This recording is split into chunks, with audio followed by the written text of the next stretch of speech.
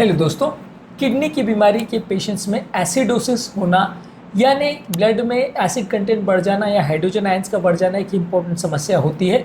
आज हम बात करेंगे एसिडोसिस क्या होता है, क्यों होता है, किडनी के पेशेंट्स में होने के इम्पॉर्टेंट फीचर्स क्या है, सिम्टम्स क्या है, कॉन्सिक्वेंसेस क्या है, कॉम्प्लिकेशंस क्या हैं और कैसे हम इसको ट्रीट कर सकते हैं यदि किसी किडनी की बीमारी के पेशेंट्स में एसिडोसिस हो जाए या बॉडी में एसिड कंटेंट बहुत ज़्यादा बढ़ जाए।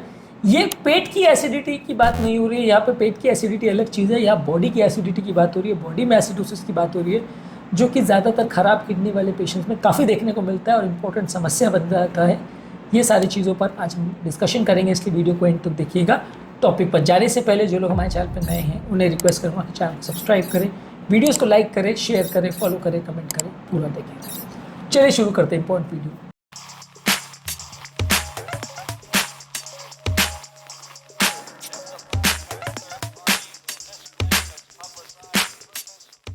सबसे पहले समझने की ज़रूरत है कि जो एसिडोसिस है ये किडनी की बीमारी में अर्ली स्टेजेस में नहीं, ज़्यादातर लेट स्टेजेस में देखने को मिलता है, जब बॉडी में हाइड्रोजन आयंस का कॉन्सेंट्रेशन कंपैरेटिवली कॉम्प्रोमाइज़ हो जाता है। इसका होने का कारण ये है कि बॉडी में जो एसिड सिक्रीशन का जो प्रोसेस है या एक्स्ट्रा हाइड्रोजन आयन निकालने का जो प्रोसेस है वो किडनी द्वारा ही मैनेज होता है। जब किडनी फेल हो जाती है तो ये सिस्टम सही तरह से काम नहीं करता है, इसलिए बॉडी में हाइड्रोजन आयंस बढ़ने लगता है। जब हाइड्रोजन बढ़ने लगता है तो बॉडी में पीएच यानी हाइड्रोजन आयन का कॉन्सेंट्रेशन वो बढ़ जाता है और पीएच लेवल्स ड्रॉप होने लगते हैं। यानी पीएच लेवल जो है वो हाइड्रोजन आयंस के इन्वर्सली प्रोपोर्शनल रहता है, जितना हाइड्रोजन आयंस बढ़ेगा उतना पीएच लेवल्स कम हो जाएगा। और इस तरह के पेशेंट में बाइकार्बोनेट जो हाइड्रोजन आयंस का बिल्कुल उल्टा करता है, यानी बाइकार्बोनेट जो है वो हाइड्रोजन आयंस को न्यूट्रलाइज करने का काम करता है, वो अल्कलाइन आयन होता है, वो कंपेरेटिवली बॉडी का रीअब्जॉर्प्शन का कैपेसिटी कम हो जाता है। किडनी ही इसको रीअब्जॉर्ब करने का काम करती है, यानी इसके लेवल्स को बढ़ाने का काम करती है, वो कॉम्प्रोमाइज़ हो जाता है, इसलिए हाइड्रोजन आयन बढ़ जाता है, बाइकार्बोनेट आयन कम हो जाता है, तो ओवरऑल बॉडी में एसिडोसिस हो जाता है। इसके अलावा बॉडी में कई तरह के वेस्ट प्रोडक्ट्स भी इकट्ठे हो जाते हैं किडनी की बीमारी में। ये वेस्ट प्रोडक्ट्स भी काफ़ी हद तक एसिडोटिक होते हैं, जिसकी वजह से किडनी की बीमारी में एसिडोसिस ज़्यादा देखने को मिलती है। अब इसके लक्षण क्या है? एसिडोसिस होने की वजह से लोगों को सुस्ती होगी, कमज़ोरी होगी, सांस फूलेगी, कन्फ्यूजन होगा, यानी सोचने समझने की क्षमता कम हो जाएगी, लेथार्जी होगी, कुछ भी काम करने की इच्छा नहीं होगी, उल्टी जैसा लगेगा या उल्टी होगी, सर में दर्द होगा और बहुत बार रैपिड उनको सांस लेने की प्रॉब्लम होगी, जिसे कुस्मॉल्स रेस्पिरेशन बोलते हैं, यानी जल्दी जल्दी पेशेंट गहरी गहरी सांसें लेगा।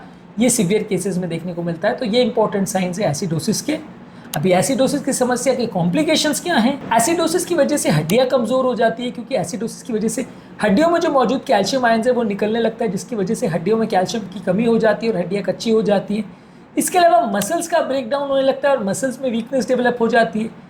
इसके अलावा किडनी डिजीज़ जो है वो धीरे धीरे करके बढ़ते चली जाती है, जैसे जैसे एसिडोसिस होता है वो किडनी को भी डैमेज करती है। इसके अलावा जो एसिडोसिस होता है वो हार्ट में भी इन्फ्लेमेशन प्रोड्यूस करता है और हार्ट की नलियों को भी कैल्सिफिकेशन करता है, और कई बार अगर सडन एसिडोसिस हो जाए तो हार्ट के पंपिंग कैपेसिटी को भी कॉम्प्रोमाइज़ करता है, जिसकी वजह से सडन हार्ट फेलियर भी हो सकता है, व्यक्ति की जान भी जा सकती है। इसके अलावा लॉन्ग टर्म एसिडोसिस की वजह से लोगों के या खासकर बच्चों की ग्रोथ रिटार्डेशन हो सकती है, उनके ग्रोथ को भी इफेक्ट करता है। अगर बच्चों में किडनी प्रॉब्लम हो जाए तो एसिडोसिस आपकी हड्डियों को, आपकी मसल्स को, आपकी किडनी को डायरेक्टली और आपके हार्ट को और आपकी ओवरऑल ग्रोथ को, ये सारी चीज़ों को कॉम्प्रोमाइज़ कर सकता है। तो ये एसिडोसिस होना कोई छोटी प्रॉब्लम नहीं है, बड़ी प्रॉब्लम है। इसे मैनेज करना किडनी की बीमारी में अक्सर काफ़ी ज़रूरी होता है। इसे मैनेज कैसे करते हैं? आपको इस तरह के पेशेंट्स में जो कुछ डाइटरी मॉडिफिकेशन करने की आवश्यकता है, यानी कि डाइटरी प्रोटीन जो आपको बहुत ज़्यादा नहीं लेना है। डाइटरी प्रोटीन अगर ज़्यादा लेते तो इससे एसिड कंटेंट बढ़ता है। इसके अलावा अल्कलाइन फ्रूट्स और वेजिटेबल्स को ज़्यादा लीजिए, इससे बाइकार्बोनेट लेवल्स नेचुरली बढ़ सकता है। कौन कौन से फूड प्रोडक्ट्स बॉडी में एसिडोटिक होते हैं और कौन कौन से फूड प्रोडक्ट बॉडी में अल्कलाइन होते हैं, इस पर हमने अलग अलग वीडियोस किए जो कि आप हमारे चैनल पर देख सकते हैं। आप अल्कलाइन फूड प्रोडक्ट्स को ज़्यादा खाइए, एसिडोटिक फूड प्रोडक्ट्स को कम खाइए। इसके अलावा आप सोडा बाइकार्बोनेट के टैबलेट्स ले सकते हैं। ये बेसिकली 650 से 1300 मिलीग्राम पर डे दिया जाता है, डिपेंडिंग कितना एसिडोसिस है व्यक्ति को। इसके अलावा आप पोटाशियम साइट्रेट और सोडियम साइट्रेट भी दे सकते हैं। ये भी एसिडोसिस को करेक्ट करता है उन लोगों को जिनको सोडियम नहीं लेना है। अब सोडा बाइकार्बोनेट के साथ सोडियम जाता है जो कि ब्लड प्रेशर बढ़ाता है। अगर किसी व्यक्ति को सोडियम बाइकार्बोनेट नहीं देना है तो वहाँ आप कैल्शियम सॉल्ट्स देते हैं, यानी कैल्शियम साइट्रेट या पोटाशियम साइट्रेट देते हैं, तो ये आपके ओवरऑल एसिडोसिस को कम करता है। इसके अलावा बहुत ज़्यादा जब एसिडोसिस हो जाता है तो व्यक्ति को डायलिसिस की ज़रूरत पड़ती है, क्योंकि डायलिसिस के दौरान ये एक्स्ट्रा एसिड कंटेंट या हाइड्रोजन आयंस को निकाला जा सकता है। इसके बाद आप ओवरऑल किडनी फंक्शन को इम्प्रूव करने के लिए कोशिश करते हो, रेगुलर ब्लड चेकअप टेस्ट करते रहते हो और किडनी का इंप्रूवमेंट हो रहा है या डिटोरेशन हो रहा है, कैसा परफॉर्मेंस हो रहा है, ये सारी चीज़ों को आप मैनेज करते हैं। आइडियली इस तरह के पेशेंट्स में टारगेट बाइकार्बोनेट लेवल जो है वो 22 टू 26 मिलीमोल्स पर लीटर होना चाहिए, ताकि एसिडोसिस के साइड इफेक्ट नहीं हो। तो बाइकार्बोनेट लेवल्स को आप रेगुलर बेसिस पे चेक कर सकते हो कि वो मेंटेन या मैनेज हो रहा है कि नहीं। इस बारे में पेशेंट को मैनेज और मेंटेन करने के लिए पूरी एजुकेशन देना जरूरी है, उसको सिम्टम्स के बारे में समझाना जरूरी है, हाइड्रोजन आयंस की इंपॉर्टेंस क्या है, एसिडोटिक और अल्कलाइन फूड प्रोडक्ट्स की इंपॉर्टेंस क्या है, ये सारी चीज़ें समझाना जरूरी है।